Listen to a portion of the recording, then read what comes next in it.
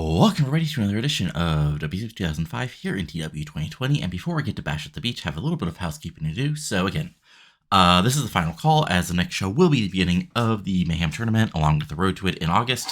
So for those of you tired of this, well, you can skip another couple minutes, but regardless, this is the final call. We got 4 predictions in so far. Hopefully we'll get more, but basically, again, you just go to the website here, which I will obviously include in the description, and you just fill out who you think is going to win the Mayhem Tournament, who's going to win each individual match. Obviously, depending on, who you think, what you think my booking is going to be like, you can, choose various people. If it's going to be, if you think I'll give it to Sean O'Hara again, if you think I'll give Booker a veteran win, maybe Jeff Jarrett will get the heel TNA style win, or Goldberg will run through this tournament for once. Just depends on what you're up to, And then how it goes is, obviously, first round is worth, a point, then more for second round, worth the quarterfinals at the pay-per-view, and then the finals. Remember, there is no semifinals, as the finals is a 4-way ladder match, a lot of the money in the bank. But so you just pick the winner. It doesn't matter who you pick to win the semifinal match or in the finals, just who you pick who is in the semifinals and the finals, which means the actual, I'll edit the results here just to make sure that doesn't line up correctly. But again, for the actual rewards, again, first place for the awards is you get a... First place is you get a match of the November Up pay-per-view of your choice outside of the world title main event, a wrestler brought up from developmental, a dev signing of your choice, a dev release of your choice, and a 1 push and D-push of wrestlers on the roster. Of course, if you go back to my mid-year look over, you can see everybody I have in my dev territory, and everybody sort of who's available out there in the indie world, or you can just choose some wrestlers if you want. And again, a push and a D-push, if you say push, Lash LaRue, he's not going to be winning world titles. And you say D-push, Chuck Palumbo, he's not going to be jobbing to, the Great Suzuki or anything. And then for the second place, you get a title match of your choice at a Nitro or Revolution, a push and a D-push. And again, if there's any overlap, like if someone manages to say push Jeff Jarrett, but the second place says D-push Jeff Jarrett, the person who says push Jarrett wins, and the D-push will pick somebody new, and a dev signing of your choice. And again, third place is a match of your choice, a non-title match of your choice at a Nitro or Revolution, and a dev signing of your choice. So yeah, at the moment, there's only 4 predictions, so if you get another prediction, you have like a 40% chance of winning something. But again, this will be open until Friday. Even, basically, you're good to go until it's actually posted on Friday. I'm probably not going, because I'll probably book the first week of shows before that. But, if you get as long as your predictions are in before you could, see it on that Friday, then it's fine. I'll do an update on Monday of basically the whole first round, and we'll go from there. So don't worry, that I'll book stuff tomorrow. It'll just mean, if I go over any predictions on that show, it'll be slightly off. So that's the first part of our little bit of housekeeping. Second part of housekeeping is, of course, the Meteor Awards.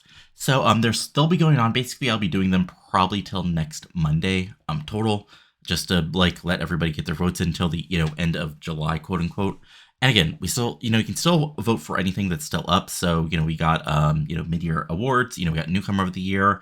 Do you actually think it's Austin Aries who's in the lead, or maybe you think Don Frye is in the lead, or big fan of Titus Tomko? For women's match of the mid-year, again, make your choice. Did you really love the Iron Women match, like it seems most people do? Maybe you think that Kim Cartier match at Slamboree was actually pretty good, so get your vote in.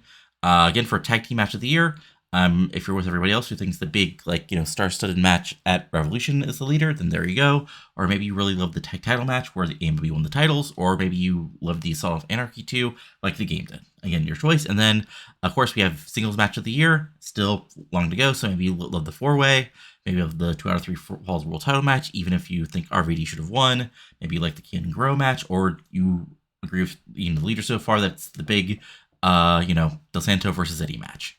And also scheduled, whoops, that's not, sorry about that.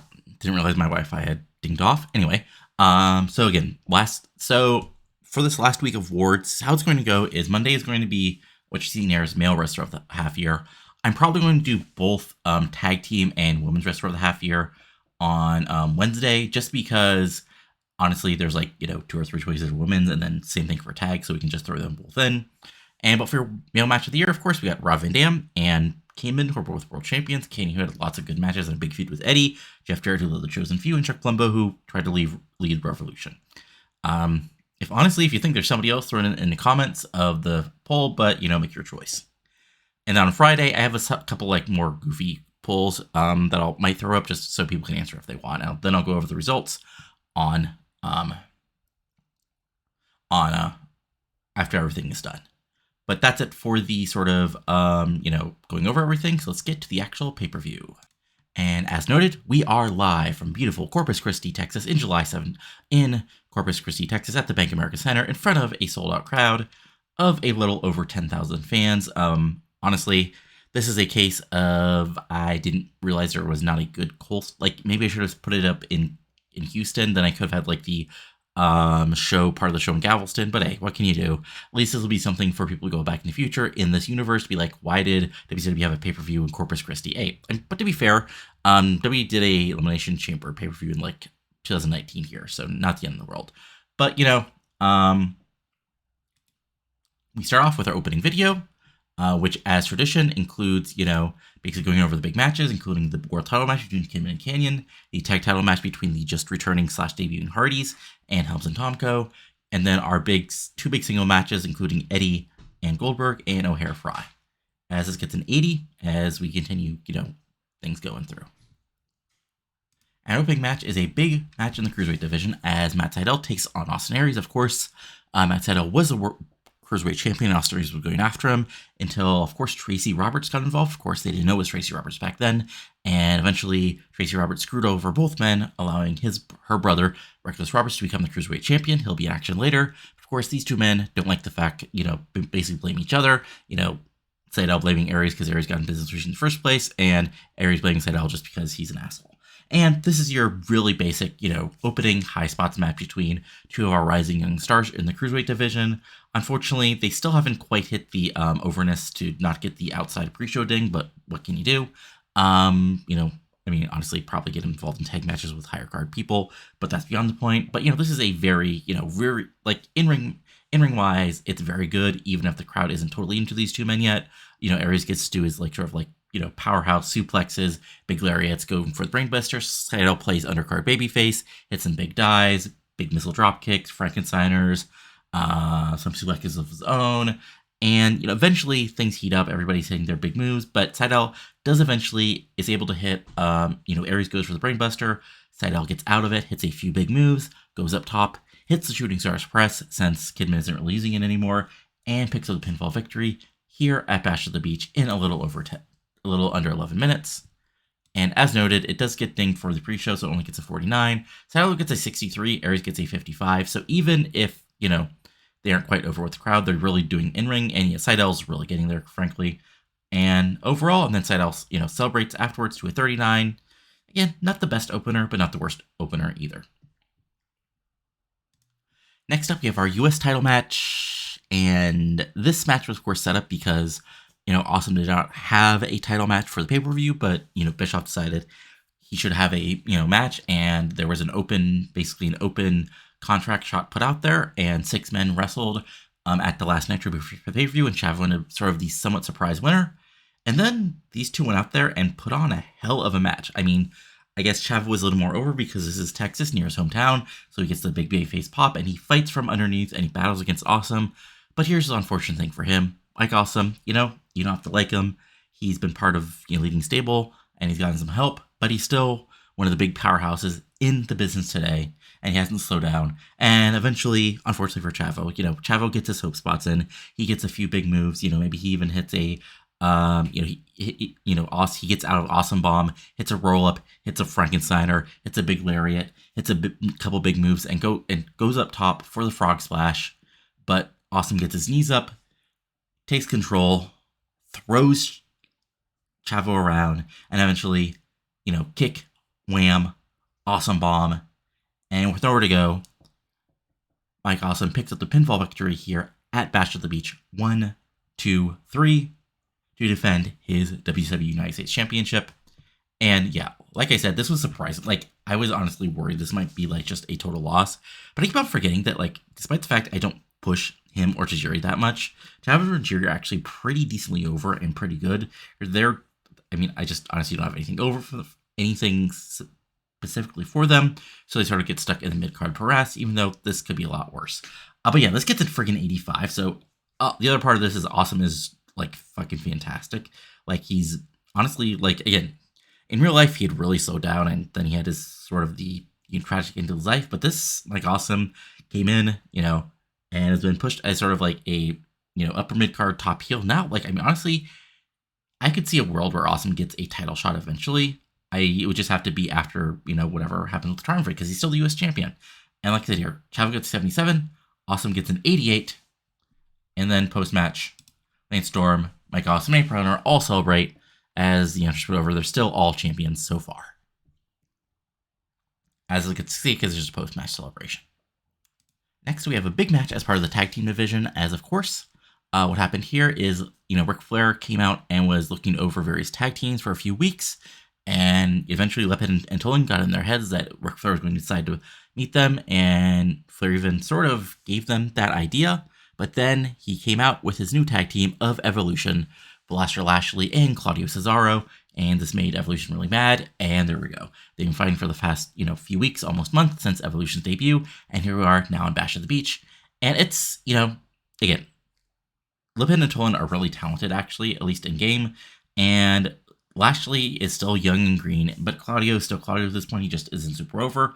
So this was actually a pretty solid match. Went around a little under 14 minutes, and sort of like is your very typical tag team match. Like, hot start, Lashley throws around people. Eventually, Claudio's in the ring, and he has to sell as Leppan and Toland play, the great tag team together. Don Reed does some distraction on Claudio. Heels take over.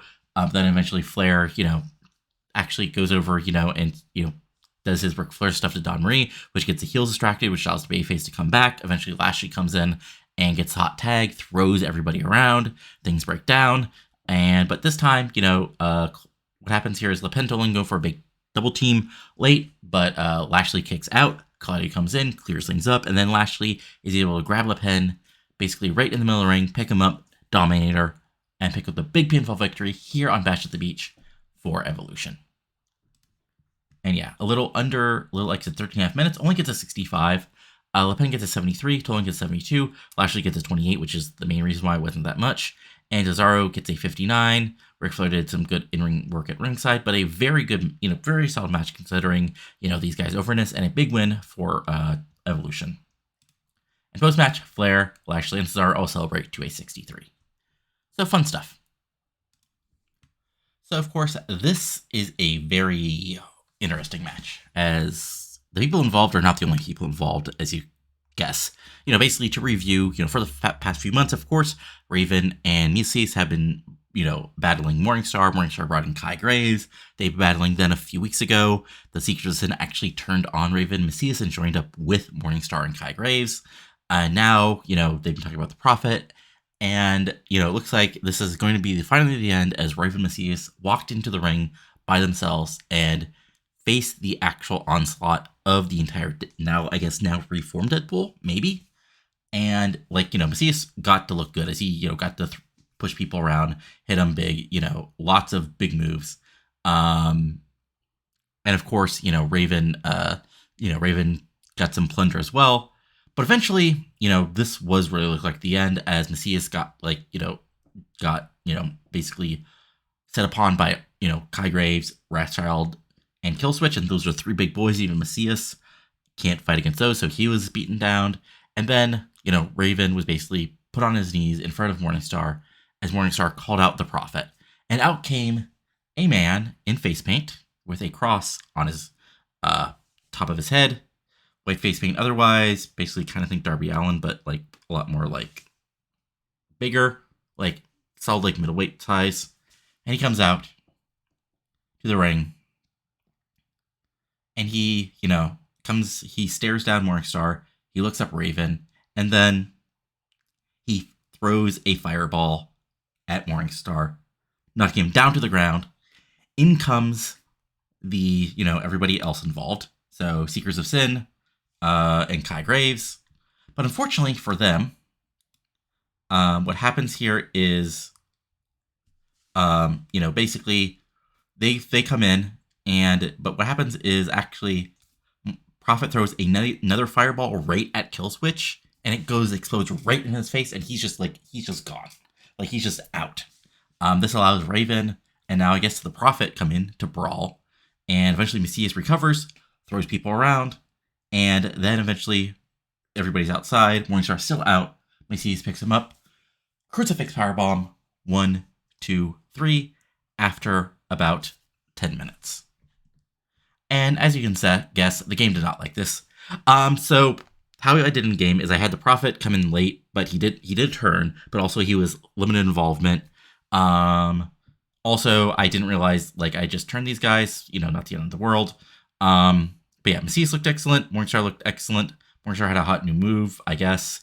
A flow of the match was hurt because some of the workers had little or no involvement. Killswitch took a crazy bump, which I just turned into that fireball spot. And overall, let's see, we had a 55, so not the best match, but what can you do? But anyway, Prophet had a 20 with limited involvement. Mesias had an 89 because he's freaking great. Raven is 75. Rothschild is 49. Morningstar is 82. Kyrie is 45, and Killswitch is 51. So there you go. And post-match, if you thought spookiness and silliness was over. And spookiness if you like it, silliness if you think this is dumb. I'm okay with either opinion. As just want to look like Raven, the Prophet, I guess he's the Prophet, and Mesias were going to get the victory. The lights go out, and when they come back on, the whole entirety of the Deadpool are gone. As this gets to 74, and there we go. Fun stuff. As the answers are as confused as ever as we move forward to something of an impromptu match here, as out comes Jason Jett, basically complaining that he comes out here every week ready to wrestle, ready to make his name for himself, and those in the back don't want him to show everybody in these idiotic crowds that he is money and there's nobody can stop him. After a few more minutes of ranting, out comes Alex Wright, and basically Tori says, Alex also upset that he had to have a match tonight, so he's happy to take you on. There we go, just a match set up, 73, ref comes down, and again, it's so impromptu, there's not even graphics. But yeah, it's a fun little back and forth match.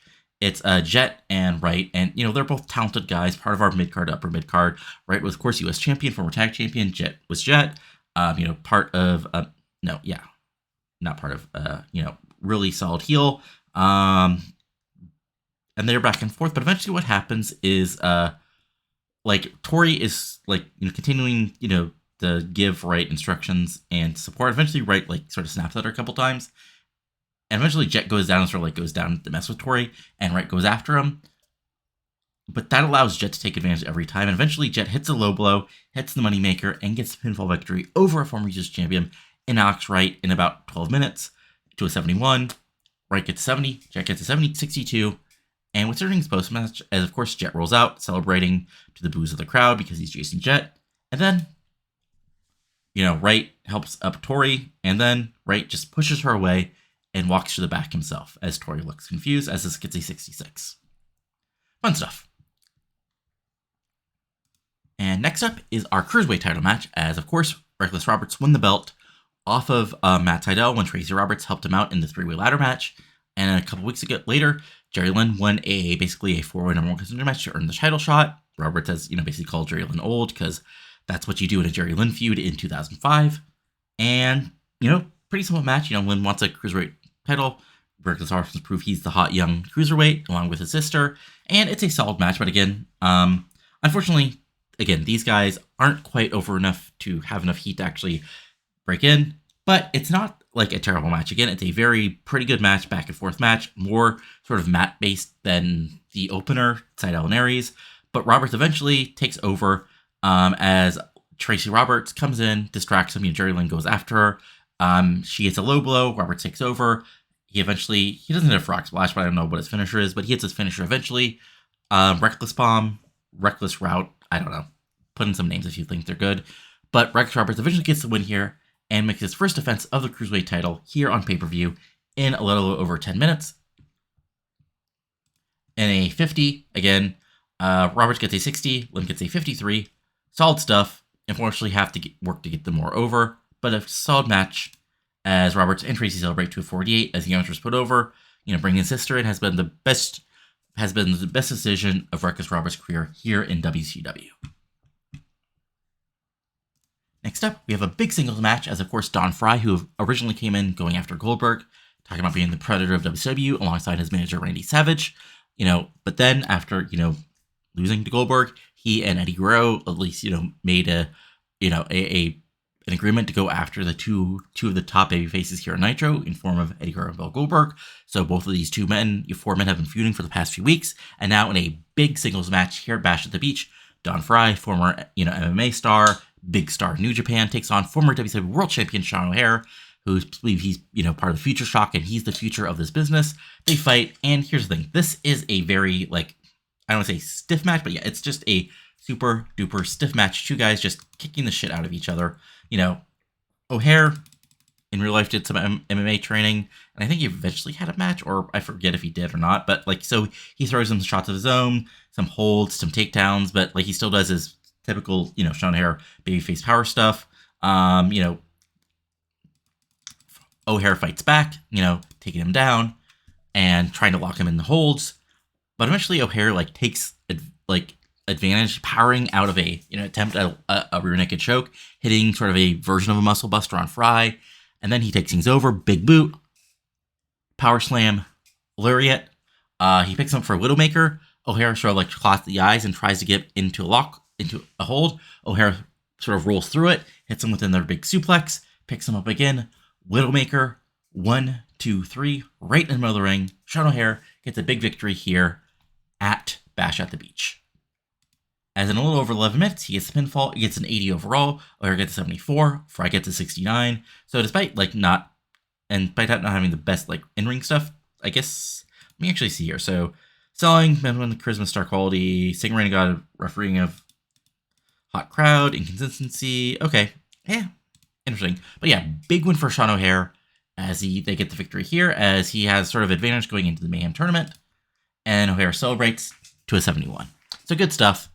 And yeah, interesting stuff with O'Hara getting the win here. And there you go. So next up is, of course, a wild match, which I probably would have given a slightly different name if I would have realized where we were, because this would have been becoming South Padre Beach Brawl, because South Padre Island is here. And this is where we're taping this match. And the announcers put this over that this battle was fought under the orders of Eric Bischoff at South Padre Island earlier today, but we were not allowed to see the footage, so we will be seeing it as live as you are, or something like that. And the match basically starts out with a sort of I don't feel a comedy, but sort of an entertaining beginning where they're going over the rules. There's some there's some surfboards, sort of a lifeguard ATV, a piece of boardwalk, all sort of scattered around, and basically it's a 6-man falls count anywhere on the beach match, where everybody's on their own. And of course, how this match was set, set up as Chosen V has been sort of the top heel group, but they've gone after the wrong men finally, as Gigantes has helped Truth and Brother Ray, and now this sort of motley crew of baby faces is going after what is supposedly a well-oiled team, and they come out. So that segment gets a 75, which I'm going to show you because it's a quick segment. Then it's on to the actual match itself. And here's the thing: is unfortunately, this is kind of a mess. Maybe this would have been better as just a 6-man brawl, but I tried to make this a cinematic match, and unlike last time with Mesias and Morningstar, which went well, this had a little bit of a backlash, unfortunately. But hey, it was still a pretty fun match, and something I'm sure we'll have nostalgia for. But it is what do you expect? I'm sure somebody takes a bump off the little lifeguard ATV. There's a surfboard shot. There's a battle in people take bumps into the water. There's a brawl along up onto a pier. Oh, actually, I think that's what happens. Is there's a pier, and Jindrak runs at the Truth, but Truth is ready for him, throws him into the drink, and then goes to help Brother Ray. Gigantes actually Divine is trying to run away from Gigantes, and Divine runs up the lifeguard. What is it called? Lifeguard stand, which is pretty tall. And Gigantes actually grabs him and throws him, chokeslams him off the top of the lifeguard rail onto the beach in sort of a big crazy bump. And then from there, it's a 3-on-2 sort of advantage. Jarrett does eventually find a guitar, because of course he does. Maybe he hit that out. So he whams sort of the Brother Ray from behind to take him out, but Gigantes, and Interact Brawl away, and eventually Gigantes and Jarrett brawl away. Eventually, Brother Ray has Interact, and sort of like on the beach, picks him up, hits a few big moves, and with the ref in position, 1, 2, 3, the babyfaces pick up the win in the South Padre Beach Brawl here at Bash at the Beach. So yeah, this gets a 74, which is a little unfortunate, but here we go. Truth got a 69, His got a 50, Brother Ray got a 76, Divine got a 68, Generic got a 70, Generic got an 88. So again, a little behind the booking here. This was planned to be where Ray Gordy would come back from his injury, but as I think I've gone over before, he got injured literally like a week before he was sent to make his return as sort of like a random run-in. And this was going to be and again, I can do, well, actually that booking might take place later, so I'm not going to reveal that quite yet. But yeah, that's what his big comeback, and that's why Gigantes is here instead. But yeah, okay, so as you can see here, Tindrak was off his game. Brother Ray was held back by chaotic nature, which is funny because considering it's Brother Ray. Smack style approach backfired, which is interesting. I guess it's just a dice roll based on like your product and everything. And the industry leader added the cinematic style match, and yeah. Let me look at it. Is there anything else on the dirt sheet? Let's see here. Oh, okay. This is an interesting. See, this is the thing like TEW got a bonus for a legendary gimmick in a cinematic style match. So I guess that makes sense because, like, yeah. Okay, interesting. Okay, so Gigantes is penalized for an adequate gimmick in a cinematic match. Okay, so that's actually interesting. So basically, I guess that makes sense because like cinematic's like Undertaker, right? Cinematic style match because the Undertaker. But if it's an adequate gimmick that people don't really care about, okay, that makes sense. But still, fun stuff, and yeah, it is what it is. And yeah, the babyface celebrate at the end of the show, but I doubt this feud is far from over, as this gets a 71. Still pretty solid though. And next up is our big tag title match here, as of course Helms and Tomko thought they were going to be fighting Storm and Awesome, but shockingly, Storm and Awesome were talked into defending their tag titles on Revolution in an open challenge. And the Hardys, well, Jeff Hardy made his return along with his brother coming into WCW, and they won the tag titles, and now they're facing off against their former, the man they helped, bring into the business, Shane Helms, and his new bodyguard, Titus Tomko. And they have a very fun match here. Like, here's the thing. Jeff Hardy, despite his problems, his very obvious problems, in 2005, is freaking fantastic. Like, he's basically a perfect babyface at this point. And he shows this as, like, this match is basically Jeff Hardy getting his ass kicked and the, 14-year-old girls in the crowd screaming over it and everybody else getting involved. And Matt Hardy coming for quick baby faces, but eventually can take it over. Jeff Hardy coming in, getting his spots in, but then, getting, Titus Tomko throwing him around. As Tomko just looks dominant. Like, every time he's in the ring against one of these guys, he's just wrecking fools. And eventually Shane Helms tags himself in, and it becomes a little more, back and forth. And that's where things break down. As eventually, like, Helms does take advantage on the heel and actually is able to hit the big super kick on Jeff Hardy and then hit the Nightmare on Helm Street. But Jeff Hardy's able to kick out at just before 3 to a huge pop. Helms freaks out, yells at the ref. Tomko comes in and they go for sort of one of their stacked double teams, but Hardy is able to block it, send Tomko out of the ring. Helms goes for another super kick.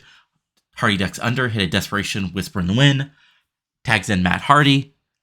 Hardy comes in, twist of fate on Helms. Hardy comes in, Jeff goes up from the top, swanton bomb, and then Hardy picks him up again for his own flying leg drop.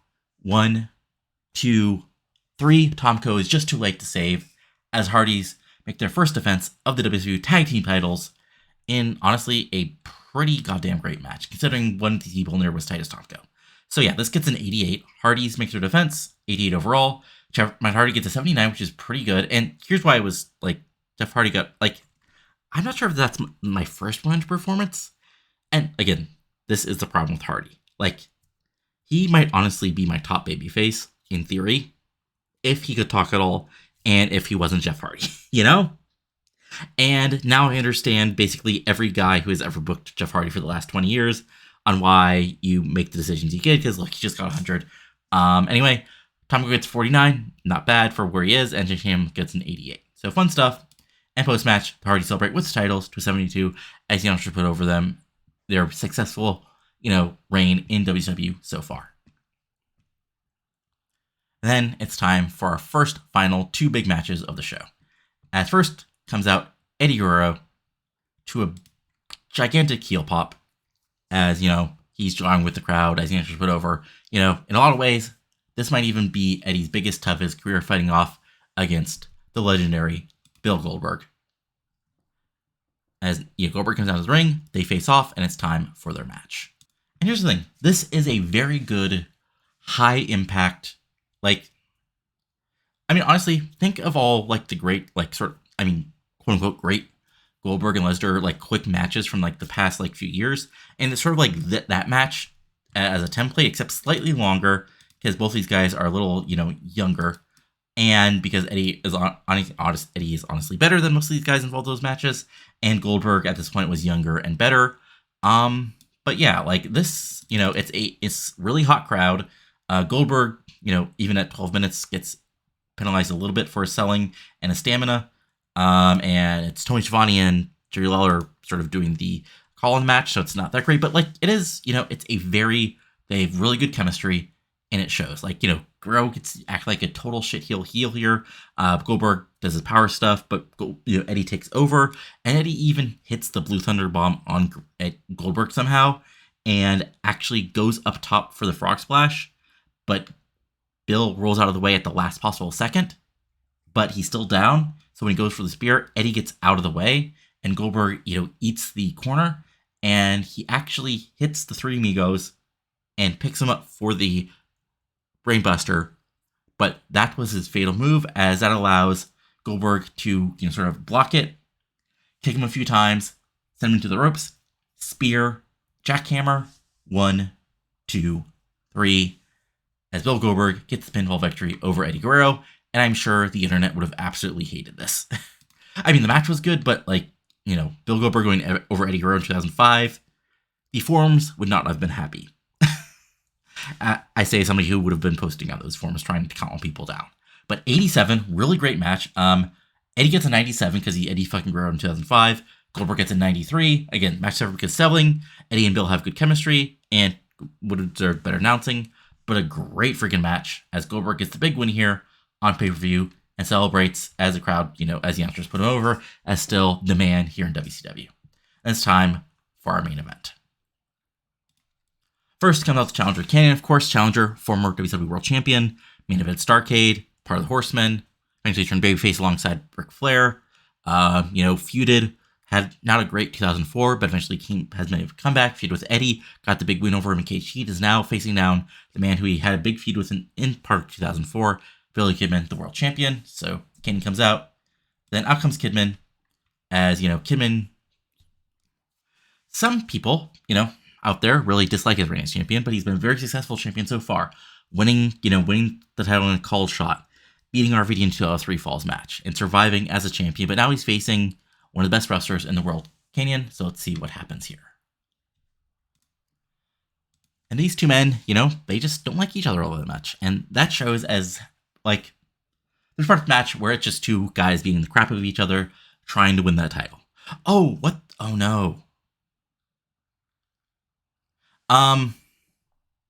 Wait, hold on.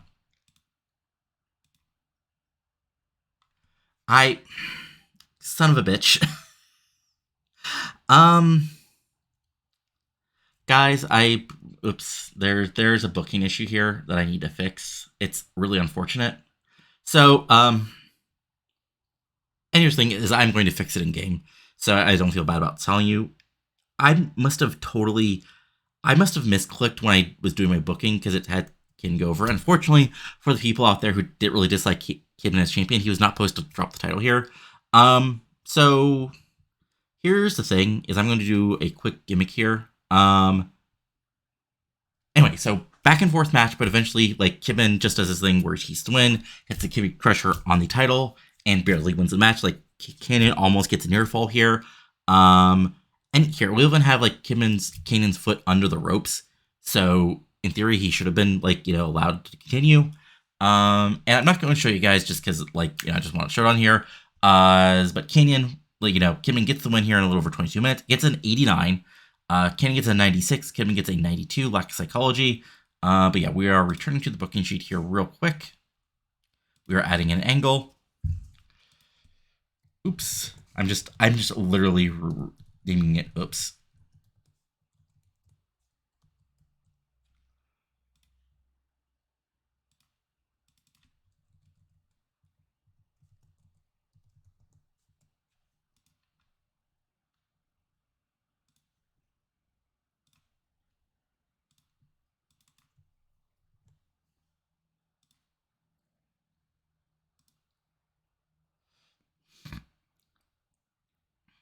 Or no.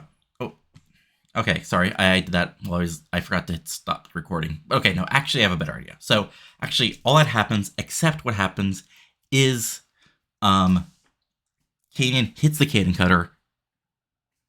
He gets the 1, 2, 3. Crowd pops. They think it's finally happened. Kanyon's won the title, but then another referee comes out, tells ref that Kidman had his foot under the ropes. Kidman hits a low blow. Kanyon drops the title. Kidman hits the Kid Crusher. 1, 2, 3. He actually wins the match and the title back. So there we go. Sorry. I mean, I know I should have maybe gone with it, but like that was not like the game saying, "Oh, you accidentally somebody got injured," or like what happened with Shane Helms and RVD, like I think last year, or where like I really wanted to roll with it. So yeah, in game, like in canon, Kanyon never won the title. It was just like sort of a dusty finish. But anyway, post match, really pissed over like even the moment of maybe not being champion anymore. Kanyon, Storm and Awesome, I'll go after Kanyon, or Kidman, Storm and Awesome, I'll go over. I'll go after Kanyon. Kanyon fights valiantly, but it really looks like he's about to get destroyed when some people hop the ring. And to a big pop, it is none other than Rey Mysterio Jr. and America Most Wanted clearing the ring to go after, clearing the ring of Storm and Awesome and Kidman. As was put over, Rey Mysterio Jr. is from Revolution, but he's the next man up for the world title. And it looks like he has made it intensely clear he is going to want Kidman at Mayhem. And Storm and Awesome, of course, had their problems with AMW. So they chase off, they help Kanyon up, they raise his hands, cheers the crowd. As this gets an 87. Fun stuff. And overall, this show's got us a 90. So good stuff. Here. I'm going to give Kanyon a hug because, yeah. And then, let's see here. Who else did really well? Honestly, Jeff Hardy. Great performance. Don't be on drugs anymore. And then, what was the other match that was better than I thought? Honestly, yeah, Chavo. Great performance. I basically threw you in here randomly, and you did really well. So, there you go. There's a very sort of wacky show like that. That's why you triple check your booking, folks. Is otherwise you look like an idiot like I just did. So yeah. I'm sure there'll be comments that I should have let Kanyon keep the title. But again, I have my title scene planned out till basically this time next year. And as long as again, there are people who, Kidman hasn't got as over as I wanted him to, unfortunately. But also, he's been really good in matches and everything else. So, I want to make sure to check those. There's no spoilers. So, Time to Heal, Lane Storm. Yeah, I know. PPV buy rate. Yeah, it's huge. Terry Taylor. I mean, yeah, Tank Toland's really good. And yeah, we're going to keep carrying. And then, Raven. I just booked you to wit. Oh, God damn it.